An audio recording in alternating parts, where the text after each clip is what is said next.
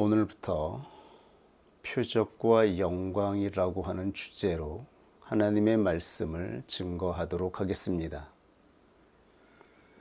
성경에 증거된 복음의 실상, 표적과 영광의 실상이 무엇일까요? 이 말씀을 듣는 모든 그리스도인들이 표적과 영광의 실상을 바르게 알고 믿음으로 말미암아 영생을 얻게 되기를 간절히 소원합니다.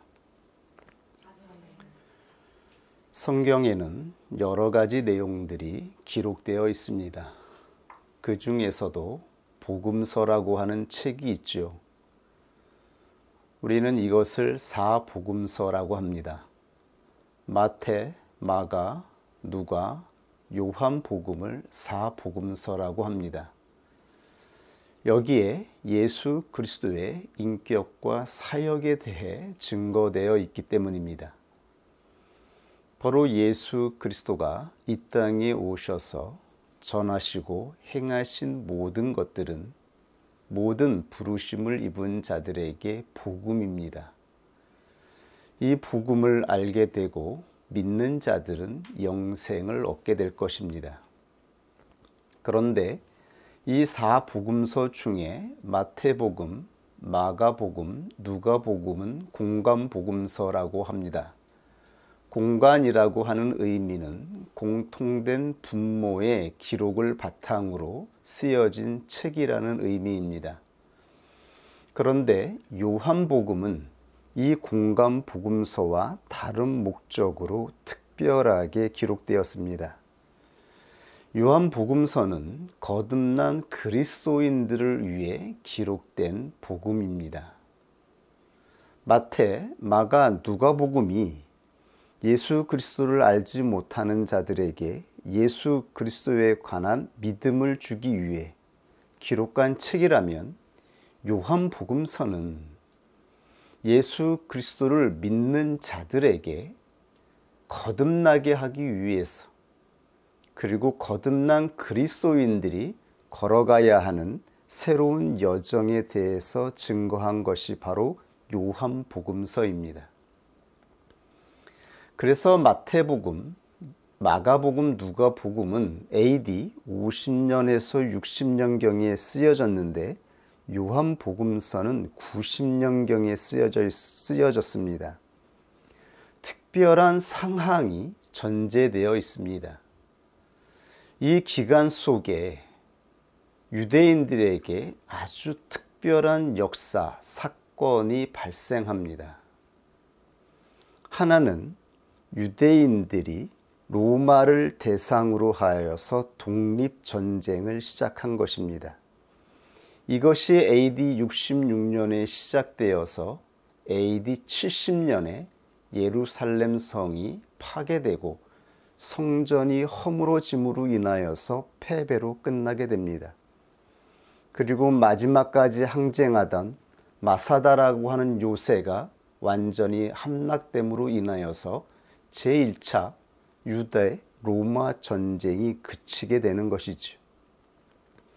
이 이후에도 2차, 3차 유대 로마 전쟁이 발생하였지만 이 사건이 가장 기점이 되는 중요한 역사적인 사건입니다. 이때부터 유대인들은 디아스포라가 되기 때문입니다. 이제 유대인들은 예루살렘에 거할 수 없게 되었습니다. 모든 유대인들은 예루살렘에서 쫓겨나 전 세계 열방에 기거하는 나그네 인생을 살게 되었습니다.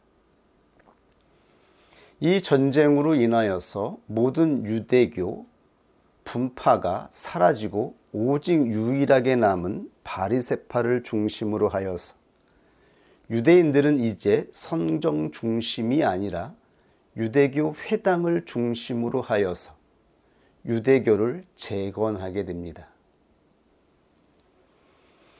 이때에 유대인들은 그리스도인들에 대하여 신경 쓸 여력이 없었습니다. 처음에 예수 그리스도가 이 땅에 오셔서 복음을 증거하고 돌아가셨을 때에 예수님의 제자들은 모두 유대인들이었습니다. 그리고 유대인들이 복음을 첫 번째로 받은 것입니다. 이 유대인들, 그리스도인들이 바로 유대교 회당을 중심으로 신앙생활을 하고 있었던 것이죠. 예수님이 죽은 이후에 이들은 유대교 내에서 신앙생활을 하다가 바로 이 역사적인 사건, 유대 로마 전쟁을 통하여 유대인들이 디아스포라가 되었을 때에 영적인 출애굽을 하는 그리스도인들이 발생한 것이죠. 진정한 나그네, 본향을 향해 걸어가는 나그네의 인생이 시작된 것입니다. 그러나 아직 초창기에 예수 그리스도에 관한 복음을 듣고 성장하고 있던 수많은 그리스도인들이 여전히 유대교 회당을 중심으로 신앙생활을 하고 있었습니다. 그러다가 AD 90년 유대교 회당을 중심으로 한 유대 사회가 어느 정도 안정을 취해갈 때에 이들은 그리스도인들을 보게 되었습니다. 유대 사회 내에 파급되고 있는, 성장하고 있는 그리스도인들을 위협으로 느끼게 된 것입니다. 이제 겨우겨우 바리새인을 중심으로 해서 유대교 회당이라고 하는 이 공동체를 중심으로 유대 사회가 안정을 이루어가고 있는 그때에 이들이 보았을 때에 이 그리스도인들이 매우 위협적인 존재로 여기게 된 것입니다. 그래서 드디어 AD 90년경 얌니아해에서 유대인들은 종교회의를 통하여 예수 그리스도를 시인하는 모든 사람들을 출교시키기로 결의한 것입니다. 예수 그리스도를 구세주로 고백하는 자, 예수 그리스도를 인정하는 모든 그리스도인들은 유대교 회당에서 쫓아내기로 결의가 이루어진 것입니다. 이것은 유대교 회당 내에서 신앙생활하던 그리스도인들에게 너무나 중대하고 진지한 사건이었습니다. 과연 예수 그리스도를 시인하고 출교되느냐, 아니면 그대로 유대교 회당 내에 머무느냐, 이 두 가지 갈림길에 서게 된 것이죠. 만약 유대교 그리스도인들, 즉 유대교 내에서 신앙생활하던 그리스도인들이 예수 그리스도를 공적으로 고백하게 되면 이들은 자기의 집과 직장과 자신이 안전하게 생활하던 모든 자신의 생활 기반을 떠나서 철저하게 외로운 나그네 여정을 시작한다라고 하는 것을 의미하는 것이었기 때문이죠. 바로 이들을 대상으로 요한복음서가 기록된 것입니다. 이것은 공식적이고 역사적인 사건이었습니다. 얌니아라고 하는 지역에서 이루어진 이 유대 종교 회의에서 구약 성경 39권이 정경으로 결정되었을 뿐만 아니라 공식적으로 유대교 회당 내에서 예수 그리스도를 주로 고백하는 모든 사람들을 쫓아내기로, 분리시키로 결의한 역사적인 사건이었습니다. 그래서 요한복음이 쓰여졌던 AD 90년경에 사도 요한은 예수님을 통해서 증거된 행적과 예수님이 말씀하신 말씀의 의미를 영적으로 해석하면서 이 역사적인 배경을 그대로 기록하고 있는 것입니다. 이것이 요한복음 9장 22절, 우리가 알고 있는 눈먼 소경이 눈을 뜨게 된 표적을 통해서 나타나 있습니다. 그 부모가 이렇게 말한 것은 이미 유대인들이 누구든지 예수 그리스도를 시인하는 자는 출교하기로 결의하였으므로 저희를 무서워함이로라. 날 때부터 소경된 자를 예수님이 보시고 실로암 목가에 가서 씻으라 말씀하셨습니다. 그리고 태어나면서부터 소경되었던 이 청년이 눈을 뜨게 되었지요. 이 사건을 조사하기 위해서 유대인들이 파견되었습니다. 그들은 처음에는 소경되었다 눈을 뜨게 된 이 청년에게 물어보았고, 그 다음에 이것을 확실하게 확인하기 위해서 그 부모에게 정말 이 자가 날 때부터 소경된 자가 맞느냐, 누가 눈을 뜨게 하였느냐라고 질문한 것입니다. 이때에 이 부모는 직접 이 사건에 대해 말하기를 꺼려하고 있는 것입니다.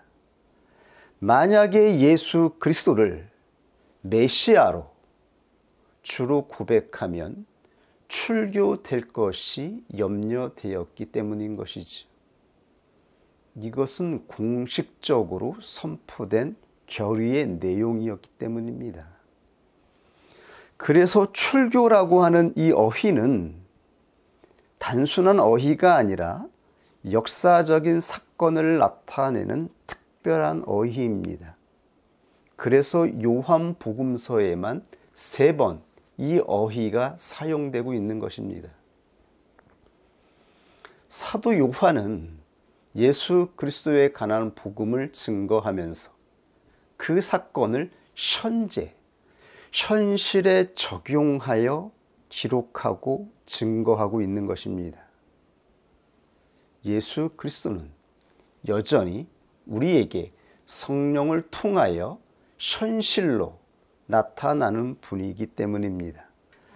예수 그리스도가 걸어가신 길은 거듭난 그리스도인들이 믿음으로 결단하여 영적인 출애굽을 할 때에 현실이 되는 것입니다.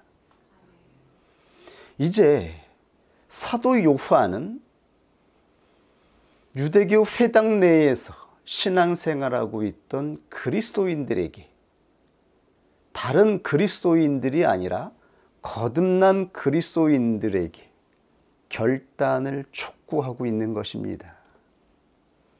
이제 너희들에게 주어진 믿음, 선물로 주어진 믿음을 확정하여 길을 떠나는 나그네가 되라고, 이제 유대교로부터 완전히 분리될 때가 되었음을 촉구하고 있는 것입니다. 이 사건은 겉으로 보기에는, 표면적으로 볼 때에는 유대교를 통하여 믿는 그리스도인들이 유대교 사회로부터 쫓겨나는 것처럼 보이지만, 이 사건의 배후에는 하나님의 주권적인 의지가 있는 것입니다. 이것을 믿으십시오. 하나님이 부르신 자들에게 하나님이 믿음을 선물로 주셔서 그 믿음으로 거듭나게 될 때에 하나님은 그 거듭나는 그리스도인들을 옛사람으로부터 분리시켜 영적인 출애굽을 시키는 것입니다. 애굽에서 430년 동안 종살이하던 이스라엘 백성들을 생각해 보십시오. 그들은 때가 되어 애굽의 바로 왕의 핍박을 받게 되었고, 그들은 애굽에서 출애굽하여 광야를 걸어가는 나그네가 됩니다. 그때에 이 모든 주권적인 의지는 애굽의 바로 왕에게 있는 것이 아니라 우리의 하나님, 하나님께서 택자들을 부르시고 때가 되어서 거듭나게 하시고 그들을 의롭다 칭하시고 출애굽시킬 때에 하나님께서 역사하신 사건이었습니다. 하나님이 애굽의 바로 왕을 강팍해 하였으며 이스라엘 백성들을 내보내게 하였던 것이죠. 이렇게 하나님은 하나님의 의지로 여전히 유대교 회당을 떠나지 못하고 유대 사회를 떠나지 못하고 그들의 육신의 본성의 고향에서 신앙생활하고 있던 그리스도인들이 믿음을 따라 구원의 여정을 걸어갈 수 있도록 분리시키고 있는 것입니다. 이것이 바로 요한복음서에 증거된 구원 얻는 믿음의 성격입니다. 개혁파 교회는 이 믿음을 세 가지 단계로 구분하였습니다. 첫 번째는 이해, 두 번째는 동의, 세 번째 신뢰로 확정될 때에 바로 그것을 구원 얻는 믿음이다. 의롭다 칭함을 받는 구원 얻는 믿음으로 확증한 것입니다. 첫 번째 이해는 단순한 지식의 이해가 아니라 하나님을 인격적으로 경험하고 체험하게 되어서 하나님의 인격을 이해하게 되는 것입니다. 그리고 드디어 동의하게 되는 것입니다. 참으로 하나님은 자비롭고 은혜로우신 분이시구나. 아멘. 성경에 선포된 대로 하나님은 나의 하나님으로 찾아온 곳이구나 라고 아멘으로 동의한 다음에 이것이 동의되었으면 그때 그는 신뢰로 확정해야 하는 것입니다. 신뢰로 결정될 때에 비로소 그것이 바로 의롭다 칭함을 얻는 믿음이라고 교사들은 가르쳤던 것입니다. 신뢰는 둘 중에 하나를 결정하는 것이며 선택하는 것입니다. 우리 안에 구원 얻는 믿음이 확정될 때에 그것은 신뢰의 성격으로 나타나는 것이며 그 신뢰는 둘 중에 하나를 선택하는 선택의 믿음이 됩니다. 이 선택은 세상과 하나님 둘 중에 하나를 선택하는 것입니다. 이것이 바로 거듭난 그리스도인의 의지, 선택하는 의지, 결단하는 의지인 것입니다. 거듭나기 전에는 사람은 노예의 의지라 하죠. 마틴 루터는 사람이 하나님의 능력으로 거듭나기 전에 그 의지를 노예의 의지라 정의하였습니다. 노예의 의지라 하는 말은 사람에게 자유가 없다라고 하는 의미가 아닙니다. 우리가 죄를 선택하고 육신의 본성을 따라서 육신적인 것을 선택할 때에 언제나 그것은 자유롭게 내가 좋아서 내가 기뻐서 세상을 선택하고 내가 육신적으로 좋아하는 본성을 따라 선택한 것입니다. 그러므로 그 죄의 삭시 사망이며 마지막에 하나님의 의로운 심판을 따라서 영원한 불못에 빠져 심판을 받을 것이라고 선포한 것이죠. 자신의 의지로 자신이 좋아하는 대로 육신의 본성을 따라 선택하였기 때문입니다. 그러나 이 타락 이후로 이제 더 이상 사람은 하나님의 의를 선택할 수 없게 되었습니다. 그는 의와 죄 가운데에 오직 죄만 선택하는 의지로 나아가게 된 것입니다. 그래서 결국 모든 인간은 하나님의 심판을 받게 되었다라고 말씀하고 있는 것입니다. 이러한 인간들을 위해 하나님은 구속하여 주시기 위해서 예수 그리스도를 이 땅에 보낸 것입니다. 예수 그리스도를 통해 부름을 받고 구원 얻는 믿음을 받은 자들, 그리고 이 믿음으로 말미암아 거듭나게 된 자들은 마지막에 선택해야 합니다. 자신이 거듭났음을, 자신 안에 새로운 생명의 의지가 시작되었음을 증표로 나타내는 것, 이것이 바로 영적인 출애굽인 것입니다. 드디어 둘 중에 하나를 선택하는 결단의 때가 도래하게 되는 것입니다. 바로 이러한 그리스도인들을 위해서 AD 90년경에 사도 요한은 복음서를 쓰게 된 것입니다. 모든 거듭나는 때를 맞이한 그리스도인들, 유대 사회로부터 출교되어서 힘든 나그네 여정을 시작하게 된 거듭난 그리스도인들을 위해서 그들을 거듭나게 한 그 믿음의 정체가 무엇인지, 진정 그들이 거듭나게 한 그 능력의 실체가 무엇인지를 증거하기 위해서, 그리고 그들의 믿음을 확신하게 하기 위해서 요한복음서를 기록했던 것입니다. 그러므로 사도 요한이 전한 복음서는 제1장부터 바로 예수 그리스도는 하나님이시다 선포하고 있는 것입니다.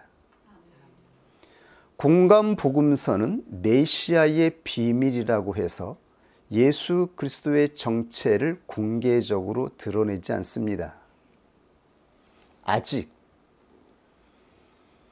그리스도인들이 영적인 출애굽을 할 때가 아니었기 때문이죠. 공감복음서는 이제 비로소 예수 그리스도를 믿게 하기 위해서 이 복음을 듣는 자들을 대상으로 기록된 책이기 때문입니다. 그러므로 마태복음 16장 13절 이하에 보면 많은 사람들이 예수 그리스도의 기적과 표적을 보고 세례 요한, 더러는 엘리야, 어떤 이는 예레미야나 선지자라 말하죠. 이때 예수 그리스도가 제자들에게 묻습니다. 너희는 나를 누구라 하느냐? 이때 시몬 베드로가 대답하여 가로되 주는 그리스도시요 살아계신 하나님의 아들이시니이다. 그리스도는 크리스토스, 헬라어를 한글로 음역한 것입니다. 이것이 아람어로는 메시하, 시브리어로는 마시아후입니다. 이것을 한글 음역으로 메시아라고 하는 것입니다. 그리스도는 메시아, 유대인들이 기다리고 있던 그 메시아, 핍박과 고난의 이 역사로부터 유대인들을 구원할 위대한 왕, 구원자를 고대하고 있었습니다. 하나님이 보내실 구원자 메시아를 고대하고 있었던 것이죠. 자신들을 핍박하고 괴롭혔던 이방 나라를 쳐부시고 이 땅에 하나님의 나라를 건설할 다윗과 같은 위대한 왕을 기다리고 있던 유대 민족에 하나님은 자기의 아들 예수 그리스도를 보내신 것입니다.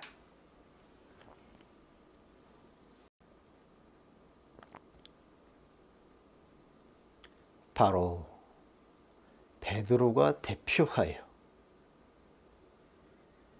신앙을 고백한 것입니다. 주는 그리스도시요, 즉 메시아시요, 하나님의 아들입니다. 이때에 예수님이 어떻게 반응하는가 하면 제자들을 경계하사 자기가 그리스도인 것을 아무에게도 이르지 말라 명하십니다. 이것이 바로 메시아의 비밀이라고 하는 신학적인 주제입니다. 왜 예수 그리스도는 자기의 정체를 감추신 것일까요? 그것은 자기의 정체가 드러나면 핍박을 받아서 죽어야 하기 때문입니다. 그러므로 아직 십자가에 달릴 때가 아니므로 제자들에게 자신의 정체를 감추라고 말씀하신 것입니다.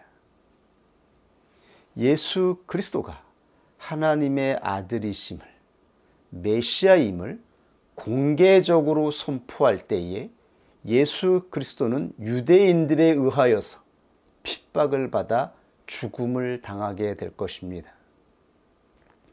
이것이 하나님께서 작정하신 구속의 방법이었습니다. 유대인은 바로 옛사람을 비유합니다. 겉사람을 의미하는 것이죠. 육체를 따라 난 사람이 성령을 따라 난 사람을 핍박하였다라고 사도 바울이 말씀하신 것처럼 이제도 그러하고 앞으로도 그러할 것처럼 옛사람이 성령으로 거듭난 새 사람을 핍박하게 될 것입니다. 모든 그리스도인들은 거듭나게 될 때에 핍박을 경험하며 출교를 경험하게 되는 것입니다. 영적인 출애굽을 해야 하는 것입니다. 이것은 영혼 안에서 발생할 뿐만 아니라 우리의 외부의 환경을 통해서도 확증되는 사건으로 나타나게 되는 것입니다. 정도의 차이가 있고 여러 가지 형편에 따라 차이가 발생하게 되겠지만 모든 거듭난 그리스도인들은 진리의 성령을 따라 겉사람과 분리되고 옛사람과 분리되어 새 사람으로 건설되는 새로운 여정을 시작하게 되는 것입니다. 이것이 바로 참된 그리스도인이 믿음으로 의롭다 칭함을 받을 때에 발생하는 사건이었습니다. 이처럼 공감복음서는 예수 그리스도가 메시아인 것, 하나님의 아들이신 것을 감추고 있습니다. 왜냐하면 유대교 회당 내에서 아직 성장하지 않은 그리스도인, 아직 출애굽의 때가 되지 않은 믿음을 받아야 하는 그리스도인을 대상으로 하기 때문입니다. 그러나 요한복음서는 AD 90년경 이제 더 이상 그리스도인들이 유대 사회에서 머물 수 없는 상황이 되었을 때에 완전히 유대 사회로부터 분리되어야 하는 그 역사적인 때가 되었을 때에 그리스도인들이 믿는 믿음의 정체를 공개적으로 확실하게 선포하고 있는 것입니다. 첫 장에서 1장에서 예수 그리스도는 성자 하나님이시다. 그리스도가 말씀으로 하나님과 함께 계셨으며 즉 유일한 한 분을 믿는 유대교로부터 사도 요한은 하나님 한 분과 성자이신 그리스도가 함께 창세전의 영원전부터 동등하게 같이 있었다라고 선포하고 있는 것입니다. 즉 하나님의 아들은 성자 하나님이었다라고 선포하고 있는 것이죠. 그리고 성자는 바로 말씀이었으며 말씀으로 만물이 지어졌다라고 선포하고 있습니다. 아멘. 즉 예수 그리스도를 창조주로 고백하고 선포하고 있는 것입니다. 유대 사회 내에서 이 신앙을 고백한다라고 하는 것이 어떤 의미겠습니까? 이것은 핍박과 고난, 더 나아가 죽음을 의미하는 것이었습니다. 더 이상 그리스도인들은 평범하고 일상의 안락한 삶을 살아갈 수가 없는 것입니다. 그들이 받아들인 믿음, 그들이 믿는 예수 그리스도가 어떠한 분이셨는지 제1장 서막에서 선포하고 2장부터 12장까지는 표적의 책, 예수 그리스도가 행하신 표적이 어떠한 의미인지, 즉 하나님으로서 이 땅에 오셔서 행한 표적임을, 그리고 13장부터 20장까지는 영광의 책이라고 해요. 예수 그리스도가 드디어 순환을 받고 죽음을 당하신 사건, 이것이 바로 하나님이 이 땅에 나타내신 예수 그리스도의 영광이었다라고 선포하고 있는 것입니다. 그리고 21장은 부록입니다. 이제 예수 그리스도를 믿는 자들이 어떻게 예수 그리스도를 따라서 제자의 삶을 살아가야 하는지에 대해서 증거하고 마무리하고 있는 것입니다. 이것이 바로 요한복음서에서 증거하고 있는 복음의 내용입니다. 이 복음의 목적, 요한복음 20장 30절에서 31절에 선포하고 있습니다. 예수께서 제자들 앞에서 이 책에 기록되지 아니한 다른 표적도 많이 행하셨으나 오직 이것을 기록함은 7개의 표적, 그리고 영광은 마지막 표적인 것이죠. 이스라엘 백성들이 애굽에서 출애굽할 때의 마지막 10번째 표적이 어린 양의 피로 죽음이 넘어간 사건이었습니다.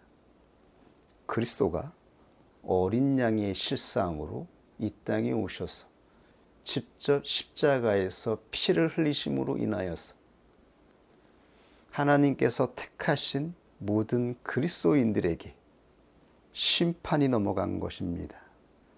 죽음이 넘어간 것입니다. 그리고 새로운 생명을 받게 된 것입니다. 이 생명을 받은 자들은 예수 그리스도가 걸어가신 그 길을 따라가게 되는 것입니다.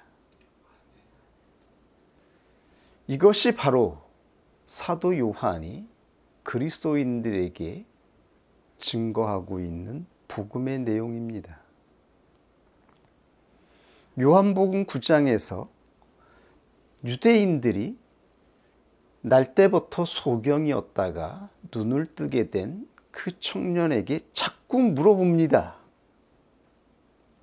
한 번 대답하였는데 또 물어봅니다. 정말 내가 소경이었다가 눈을 뜨게 된 것이 맞느냐? 너의 눈을 뜨게 한 자가 누구냐? 라고 재차 물어보니까 이 사람이 이렇게 말하지요. 내가 이미 일렀어도 듣지 아니하고 어찌하여 다시 듣고자 하니까 당신들도 그 제자가 되려 하나이까? 아멘. 당신들도 예수 그리스도의 제자가 되려고 하십니까? 라고 묻자 저희가 욕하여 가로되 너는 그의 제자나 우리는 모세의 제자라. 하나님이 모세에게는 말씀하신 줄을 우리가 알거니와 이 사람이 어디서 왔는지 알지 못하노라. 유대인들은 예수 그리스도를 믿지 않았기에 거듭나지 못했습니다. 오직 사람이 거듭나는 것은 예수 그리스도를 믿을 때에 이루어집니다. 그러므로 예수 그리스도가 바로 이 모세의 실상이라는 것을 알지 못하였어요. 구약과 신약이 하나로 연결되어 있다라고 하는 것을 알지 못했어요. 이들은 모세를 믿었음에도 불구하고 바로 모세가 예수 그리스도를 나타내기 위해 먼저 왔던 모형이었다라고 하는 것을 알지 못했어요. 그러므로 예수님이 이렇게 말씀하신 것입니다. 내가 이것을 너희에게 이름은 너희로 실족지 않게 하려 함이니 사람들이 너희를 추례할 뿐 아니라 출교시킬 뿐 아니라 때가 이르면 무릇 너희를 죽이는 자가 생각하기를 이것이 하나님을 섬기는 예라 하리라. 하나님을 섬기는 열심으로 예수 그리스도를 죽인 것처럼 너희들도 핍박하고 죽일 것이라 말합니다. 이들이 거듭나지 않아서 그런 것입니다. 사도 바울도 거듭나기 전에 열심 있는 신앙으로 하나님을 섬기는 열정으로 그리스도를 믿는 그리스도인들을 핍박하였죠. 그리고 다메섹으로 가다가 예수님을 만나 거듭나고 회심하게 되었습니다. 그때 성경에는 바울이 자기의 고향으로 돌아가지 아니하고 곧바로 아라비아 사막으로 들어갔다라고 말씀하고 있어요. 모든 부르심을 입은 그리스도인들이 거듭나게 될 때에 자신의 육신적인 본향, 본성을 떠나서 새로운 길을 시작하게 되는 것입니다.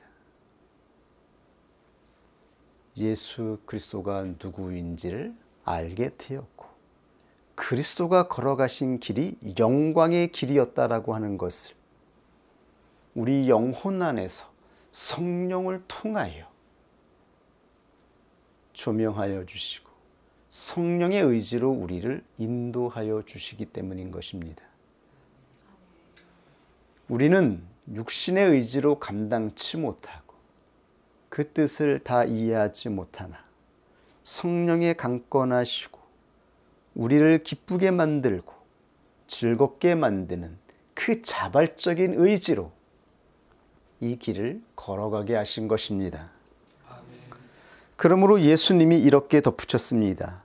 저희가 이런 일을 할 것은 아버지와 나를 알지 못함이라.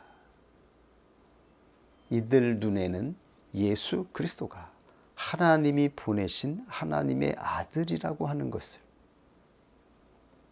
깨닫지 못하고 보이지가 않았던 것입니다. 보이지가 않아서 그렇다라고 말씀하고 있는 것입니다. 오직 너희에게 이 말을 이른 것은 너희로 그때를 당하면 즉 부름을 받은 모든 그리스도인들이 때가 되어 거듭나게 되면 내가 너희에게 이 말한 것을 기억나게 하려 함이라. 드디어 영적인 출애굽을 하게 되는 때 더 이상 옛사람의 교회 안에서 함께 있을 수 없는 때가 되었을 때에 우리의 발걸음을 인도하는 성령의 의지로 홀로 되게 하실 때에 그리고 인격 교회로 연합하게 하는 여정을 시작하게 하실 때에 그때에 발생하는 일들에 대하여서 사도 요한은 증거하고 있습니다. 이것이 바로 요한이 전한 복음입니다. 요한 복음서는 거듭나는 때를 맞이한 그리스도인들 그리고 거듭나서 영적인 출애굽을 하게 된 그리스도인들에게 주시는 복음입니다. 이것은 복음이며 복된 소식입니다. 모세가 모형으로 먼저 왔고 예수 그리스도가 하나님의 현실로 이 땅에 오셔서 하나님의 영광을 나타내신 것처럼 예수 그리스도의 현실은 바로 그리스도인들이 되는 것입니다. 그리스도인들 안에 그리스도가 주신 예수 그리스도의 영, 성령이 임하기 때문인 것입니다. 이 성령으로 말미암아 모든 그리스도인들은 그리스도의 현실을 나타내는 것입니다. 이것이 바로 사도들이 전한 놀라운 기쁜 소식이었습니다. 이 복된 기쁜 소식을 받고 성령으로 말미암아 깨어나서 진실을 보게 되었던 사도들은 예수 그리스도를 따라 영광의 길을 걸어간 것입니다.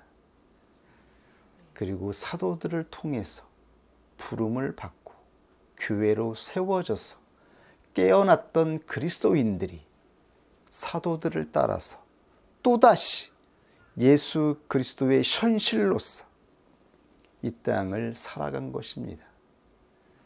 이것은 예나 지금이나 앞으로도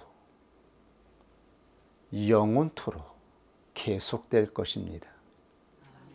우리는 예수 그리스도의 현실로 열매로 남겨져야 하는 것입니다. 우리를 깨어나게 하신 하나님의 은혜에 감사를 올려드릴 수 있는 자가 되기를 원합니다. 그리고 믿음을 굳건하게 하여서 끝까지 이 여정을 인내하며 걸어가는 자가 될 수 있기를 원합니다. 이 말씀을 듣는 모든 그리스도인들이 자신의 때를 분별할 수 있기를 원합니다. 같이 하나님이 주신 말씀 앞에 함께 기도하겠습니다.